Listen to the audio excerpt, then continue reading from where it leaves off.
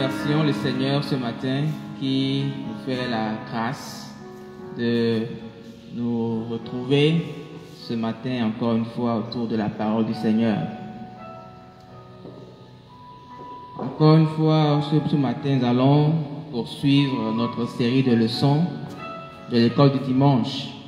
Et nous allons nous attaquer à la leçon 22 qui nous parle des couches vulnérables dans l'Église. Le dimanche dernier, nous avions fait la leçon 21 qui nous parlait du chrétien et des dettes. Et nous avons rappelé le fait que les dettes en soi ne sont pas une mauvaise chose, mais le chrétien qui a contracté une dette a l'obligation, a le devoir de s'acquitter de sa dette. C'est ainsi que nous avions vu qu'il y a deux sortes de dettes.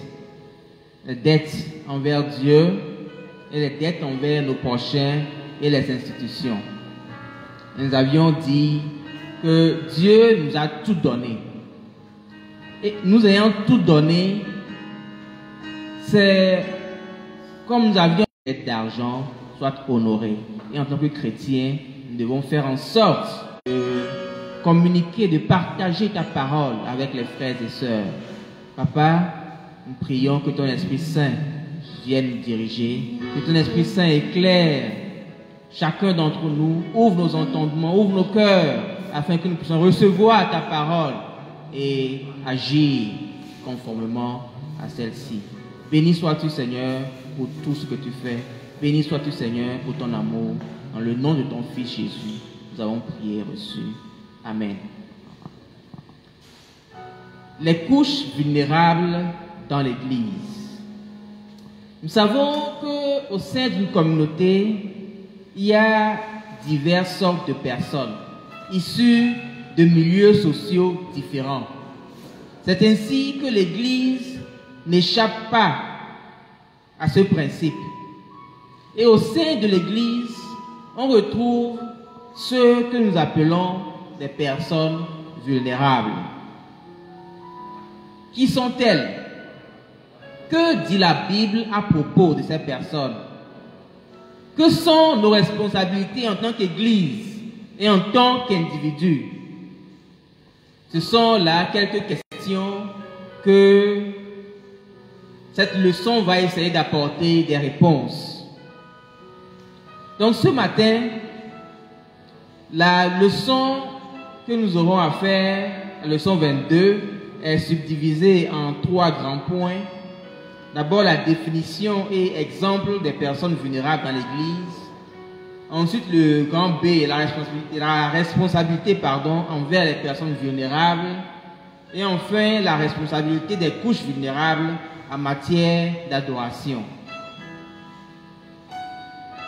Cette leçon sera faite en 2 parties. Une partie aujourd'hui et, s'il plaît à Dieu, le dimanche prochain, nous clôturerons la leçon. Donc, parlons des personnes vulnérables. Qui sont-elles? Sachons que une personne vulnérable est une personne qui est aux agressions dans notre société. Ce sont les personnes qui sont les plus exposées aux agressions de notre société. Et par conséquent, on distingue une catégorie de personnes qu'on peut classer parmi les personnes vulnérables. Il s'agit des mineurs, des personnes handicapées et les gens de notre communauté qui sont les plus âgés. Donc 3 principales catégories: les mineurs, les personnes handicapées et les personnes les plus âgées. Lisons la Bible dans 1 Timothée, le chapitre 5, les versets 1 à 5. La Bible dit: ne réprimande pas rudement le vieillard, mais exhorte-le comme un père. Exhorte les jeunes gens comme des frères, les femmes âgées comme des mères, celles qui sont jeunes comme des sœurs en toute pureté. honore les veuves qui sont véritablement veuves. Si une veuve a des enfants ou des petits-enfants, qu'ils apprennent avant tout à exercer la piété envers leur propre famille et à rendre à leurs parents ce qu'ils ont reçu d'eux, car cela est agréable à Dieu. Celle qui est véritablement veuve et qui est demeurée dans l'isolement met son espérance en Dieu et persévère nuit et jour dans les supplications et les prières. Amen. Dans cette partie que nous venons de lire, la Bible parle des personnes vulnérables, essentiellement des veuves, des personnes âgées. Donc, nous retenons qu'au sein de l'Église, l'une des catégories que nous considérons comme personnes vulnérables, ce sont les veuves et les orphelins. Ces veuves sont considérées dans l'Église et elles ont une place au sein de notre communauté qu'est l'Église. Et en tant que telle, l'Église a des devoirs envers elles. Mais qui appelle-t-on des veuves?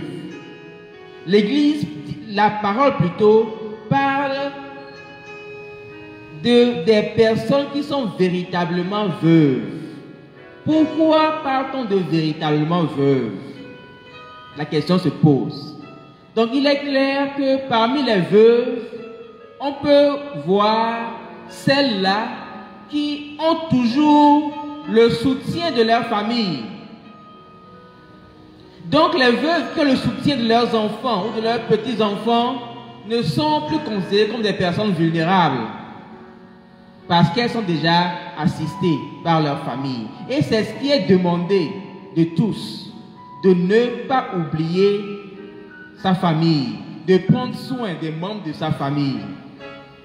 Maintenant, les veuves sont ceux-là, celles-là qui n'ont aucun soutien de leur famille.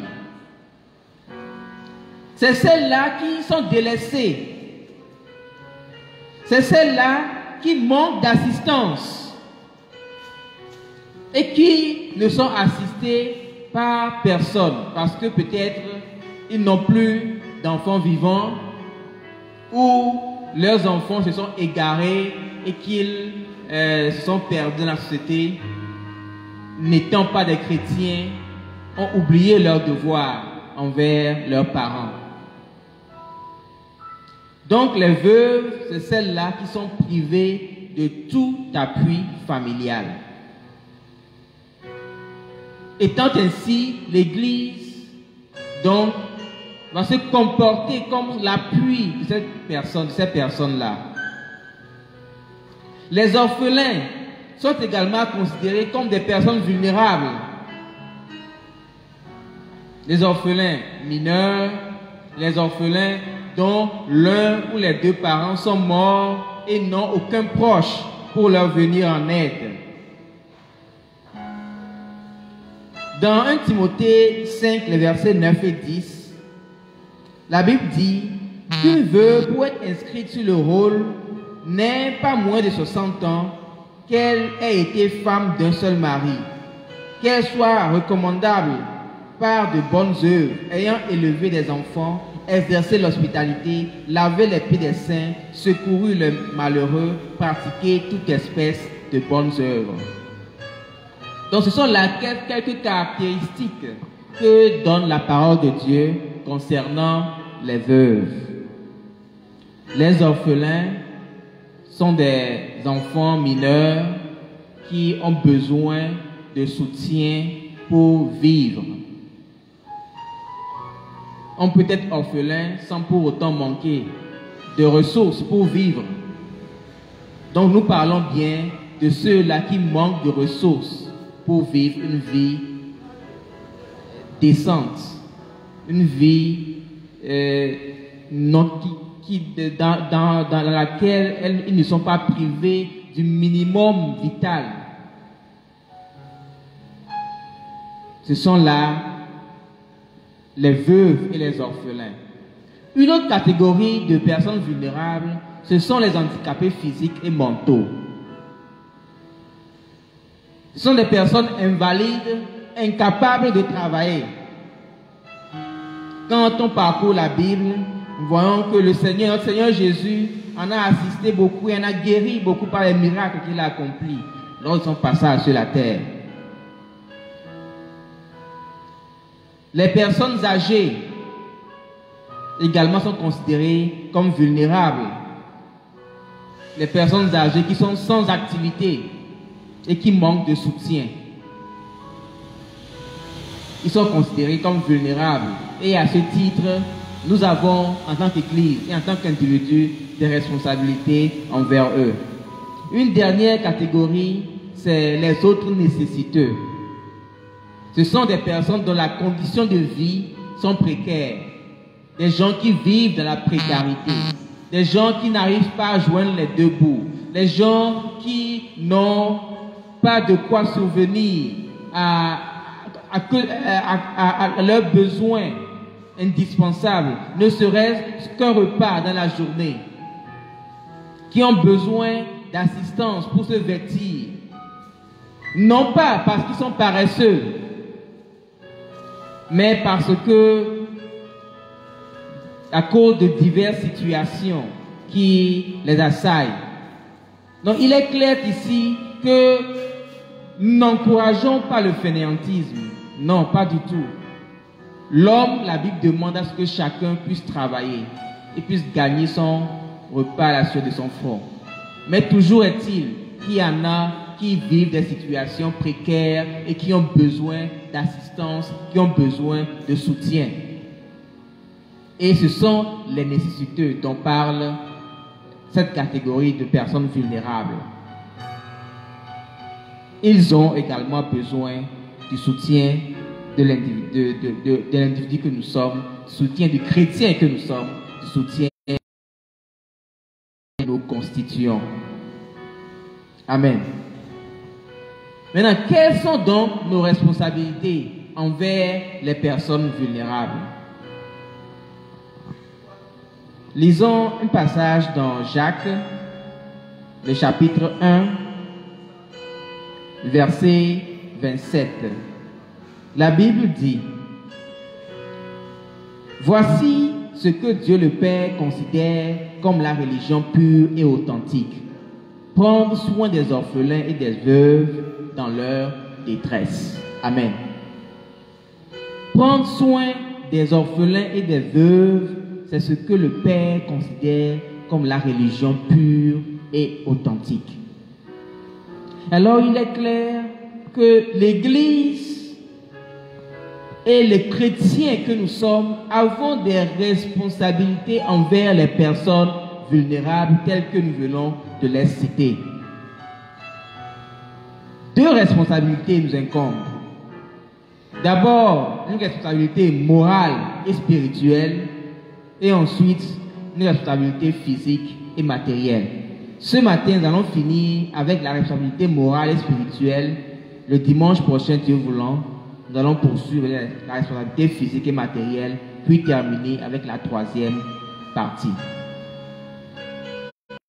Les personnes vulnérables ont besoin de l'assistance spirituelle et morale. Pourquoi? Parce qu'en réalité, nous sommes appelés à vivre une vie chrétienne et à gagner le ciel à notre mort. Donc la priorité ici, c'est de faire des convertis. C'est de faire des gens qui croient en Dieu. C'est de faire des gens qui ont foi dans le Seigneur et qui vivent pour le Seigneur. Donc la priorité, c'est d'amener ces personnes vulnérables à la repentance, à la conversion, à donner leur vie à Dieu, afin qu'ils puissent avoir pour maître et seul maître notre Seigneur Jésus-Christ. C'est notre premier rôle. C'est notre premier rôle en tant que chrétien, en tant qu'Église. C'est pour cela nous devons veiller à la conversion véritable des personnes vulnérables. Parce qu'il ne sert à rien d'avoir beaucoup cette terre et qu'à la fin, qu'on se retrouve en enfer. Que me sert-il de gagner le monde si je dois perdre mon âme? Pourquoi la Bible nous exhorte à considérer les choses et à déterminer ce qui est prioritaire pour nous en tant que chrétiens? Où devons-nous passer l'éternité? Que vaut quelques dizaines d'années sur cette terre comparée à l'éternité auprès du Seigneur? Donc la priorité, c'est de faire de véritables chrétiens, de véritables convertis. C'est pour cela que nous devons leur enseigner la parole de Dieu et les aider à traduire cela dans leur vie quotidienne. Il faut que la personne vulnérable soit quelqu'un qui est attaché à Dieu et non pas avoir comme ce qu'il doit manger aujourd'hui. Certes, c'est important, très important même, mais ce n'est rien à côté de l'éternité. Donc, il faut leur enseigner la parole de Dieu, les aider à traduire cette parole dans leur vie quotidienne. Aider les enfants, les mineurs, les personnes vulnérables à s'appliquer à la lecture de la parole de Dieu, à s'appliquer à comprendre le message du Seigneur, les motiver à une vie de prière. Amen. Les motiver à une vie de prière. Les amener à chercher le Seigneur. Les amener à demander le soutien du Seigneur dans leurs conditions. Les amener à avoir foi en Dieu et à demander en priorité que le Seigneur vienne à leur aide plutôt que de s'attendre à l'aide de quelqu'un. Qu'ils comprennent que le Seigneur est notre soutien et qu'ils aient foi en Dieu. Donc les motiver à une vie de prière. L'Église a la responsabilité et le chrétien que nous sommes, c'est nous qui constituons l'Église et c'est à nous de le faire, de rendre visite aux personnes vulnérables pour les encourager, pour les assister, pour prier avec eux, pour partager la parole avec eux. Par exemple, les personnes âgées, malheureusement à cause de leurs conditions physiques, ne peuvent pas se déplacer dans l'église. Surtout aujourd'hui que nous vivons une crise sanitaire où les églises sont fermées, où chacun est à son domicile. Ce matin, par exemple, nous pouvons de temps en temps rendre visite, prier avec eux, chercher, lire la parole de Dieu, bien sûr, tout en respectant les mesures de distanciation sociale. Amen. Faire le culte à domicile avec eux, en cas de besoin. Les aider dans la prière. Les accompagner à garder la foi jusqu'à ce que le Seigneur ne les rappelle, pour les personnes âgées, par exemple. Intercéder en leur faveur, ne pas les oublier dans nos prières quotidiennes, toujours se souvenir d'eux, toujours demander à ce que le Seigneur leur accorde sa faveur. Intercession pour eux dans la prière. Ce sont des choses importantes que nous, en tant que chrétiens, devons observer, ne devons pas négliger. Les encourager et les réconforter à surmonter les moments de stress et d'autres moments qu'ils peuvent vivre. Amen. Les personnes vulnérables sont des gens que nous devons considérer. Leur donner la considération nécessaire, ne pas les marginaliser.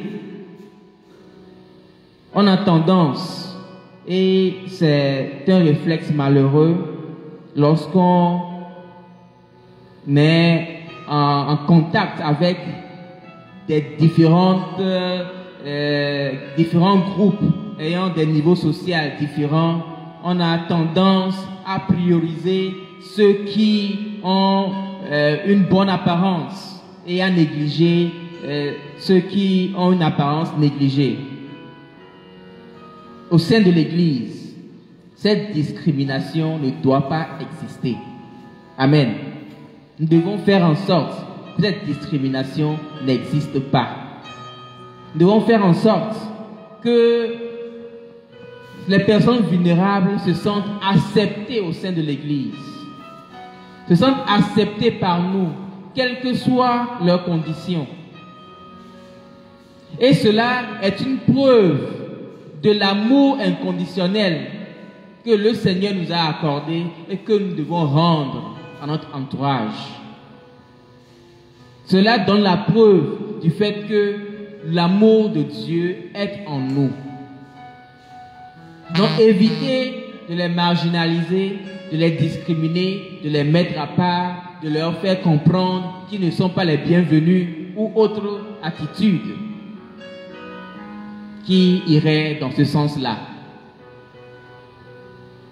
La parole de Dieu nous enseigne que le Seigneur est venu pour tous, pas pour quelques-uns, pour tous, que ce soit riche ou pauvre, juif ou grec, misérable ou nanti, le Seigneur est venu pour tous. Par conséquent, il ne doit pas y avoir de marginalisation. Leur accorder la parole en cas de besoin, lorsqu'ils ont des choses à dire, leur donner la parole, les impliquer dans les activités de l'Église, du groupe. Et enfin, enseigner à l'Église la nécessité pour ceux qui ont les moyens de soutenir les personnes vulnérables. Amen. Il faut que ceux qui ont les moyens d'assister les autres puissent comprendre que c'est une bonne chose de le faire. C'est une bonne chose d'assister les faibles. C'est une bonne chose et c'est biblique, c'est chrétien d'assister ceux qui sont vulnérables. Passez cet enseignement-là. Amenez les uns et les autres à comprendre cela et à agir conformément à cela. Donc ce sont là quelques responsabilités morales et spirituelles que nous avons en tant qu'Église, que nous avons en tant qu'individus envers tous ceux-là que nous considérons comme personnes vulnérables. Ils sont là autour de nous, ils sont dans nos églises, ils sont dans la société, ils sont dans nos quartiers. Nous ne devons pas feindre de les ignorer. Nous ne devons pas feindre de ne pas les voir. Si nous avons la possibilité, faisons notre part. Amen. La parole de Dieu ce matin nous enseigne que les personnes vulnérables existent. Et la Bible nous exhorte en tant que chrétiens à ne pas les mettre en marge, mais plutôt à leur venir en aide. Ce matin, nous avons parlé de la responsabilité morale et spirituelle que nous devons envers eux. Lisons dans Proverbe 21. Proverbe le chapitre 21, le verset 13. La parole de Dieu dit: qui fait la sourde oreille au cri de l'indigent n'obtiendra pas de réponse quand il appellera au secours. La parole de Dieu est explicite, claire, limpide. Il ne nous reste qu'à nous exécuter en tant que chrétiens. Il ne nous reste qu'à agir. Il ne nous reste qu'à être fidèles à ce que le Seigneur demande de nous. Amen. Donc ce matin, nous avons étudié la leçon les couches vulnérables dans l'Église. Et nous avions parlé des points souvent, d'abord nous avons défini ce qu'est une personne vulnérable.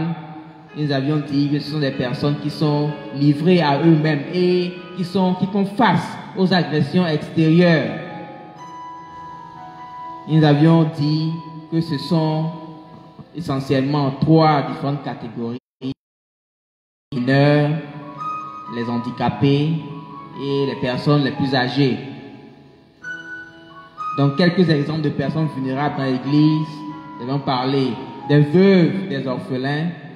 Nous avons parlé des personnes handicapées physiques et mentaux. Nous avons parlé des personnes âgées. Nous avons parlé des enfants et enfin des autres nécessiteux. S'agissant des responsabilités envers les personnes vulnérables, nous avons essentiellement parlé ce matin de la responsabilité morale et spirituelle.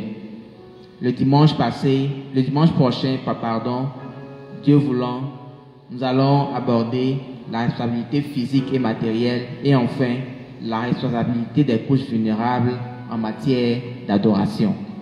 Que le Seigneur nous bénisse. Nous allons prier le Seigneur. Père éternel, ce matin, nous avons étudié ta parole. Ta parole nous fait comprendre qui sont les personnes vulnérables et ce que nous devons envers eux. Ta parole nous fait comprendre que nous devons aller vers eux, leur parler de ta part et les amener à la conversion, les amener à toi, les amener à te servir. Père éternel, donne-nous la force, donne-nous le courage, donne-nous les attitudes, Seigneur, à pouvoir nous atteler à ta parole, à le faire comme tu le veux. Père éternel, mon Dieu, mon roi, par ton Esprit Saint, éclaire-nous, par ton Esprit Saint, dirige-nous. Esprit Saint, donne-nous, Seigneur, les capacités, les potentialités d'agir comme il faut. Papa, nous te confions chacun dans nous, Seigneur. Toutes ces personnes vulnérables, éternel, mon Dieu, qui, en ces moments difficiles, Père éternel, manquent de beaucoup, Père. Nous prions que dans le nom de Jésus, tes regards soient portés vers eux. Assiste-les là où ils sont, Seigneur, dans leurs difficultés, dans leur détresse, dans leur manque, Seigneur, pour voir dans le nom de Jésus. Oh, c'est toi, Seigneur, qui viens à notre secours, qui nous assiste, Seigneur, le jour du malheur. C'est pourquoi, Père éternel, nous t'appelons, Seigneur. Nous faisons appel à toi, Père, d'agir pour la gloire de ton nom. Béni sois-tu, éternel, pour tout ce que tu fais, Papa. Les personnes vulnérables au sein de l'Église, Seigneur, sont tes saintes mains. Oh, regarde-les d'un œil favorable, Papa, et interviens dans leur situation. Relève-les, Seigneur, de leur chute dans le nom de Jésus. Et glorifie ton nom dans leur vie, dans le nom de Jésus. Père éternel, merci, Seigneur, pour tout ce que tu fais. Merci pour ton amour. Merci pour ta gloire. Merci pour tes bienfaits. Dans le nom de ton Fils Jésus, nous avons prié reçu. Amen.